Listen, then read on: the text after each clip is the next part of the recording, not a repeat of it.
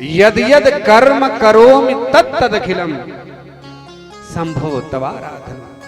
संसार में जो कुछ भी कर रहे हो, परिवार की सेवा कर रहे हो, माता पिता की सेवा कर रहे हो, पत्नी के प्रति फर्ज अदा कर रहे हो, पुत्र का के प्रति अपना फर्ज अदा कर रहे हो, सब में अपने ठाकुर का भाव रखते हुए आप कर्तव्य बुद्धि से करते रहोगे तो संसार के परिवार के लोगों की सेवा भी परमात्मा की सेवा बन जाएगी।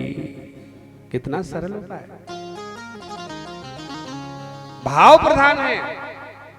माताओं तुम घर में जिस घर में रहती हो उस घर को अपना मत समझो, उस घर को गोविंद का मंदिर समझो। ठाकुर को बैठाओ घर में, विराजमान करो।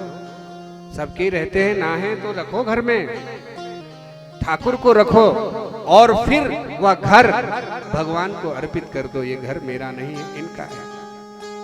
तो जिस घर और जहां भगवान रहते हैं वो फिर घर घर नहीं, वो मंदिर हो जाता है। उस मंदिर के पुजारी बनकर रहो। पुजारी का कर्तव्य होता है घर को मंदिर को साफ रखना, स्वच्छ रखना, पवित्र रखना। तो उस घर को भी जो तुम साफ सफाई पवित्रता जो बरतोगी ना, वो परमात्मा की सेवा बन जाएगी। अब ठाकुर जी घर में हैं, भोजन बनाना है। भोजन जो बनेगा खाओगे तो आप लोग ही, आपके बच्चे ग्रहण करेंगे, आपके पति, आप। लेकिन अगर आप भोजन बनाते समय ये भाव ले आए, मुझे पवित्र होकर जल्दी से प्रसाद तैयार करना है, क्योंकि गोपाल जी को मेरे जल्दी भूख लग जाती है, उनको भोग लगाना है।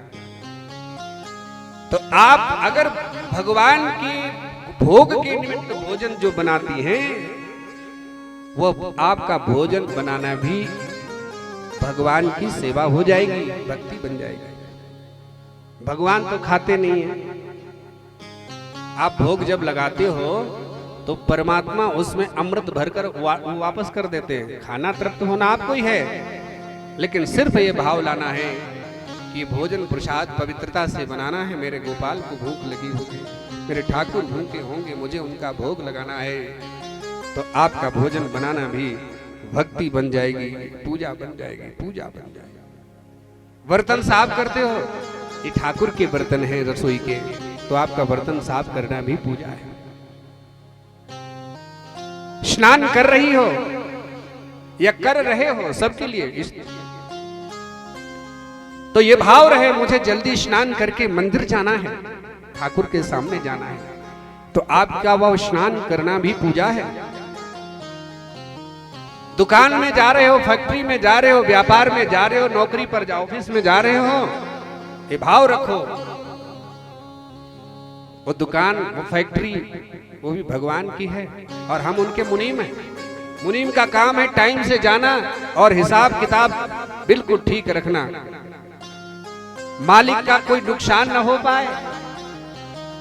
इस भाव से अगर आप दुकान फैक्ट्री को चलाते हो तो वो आपकी पूजा है।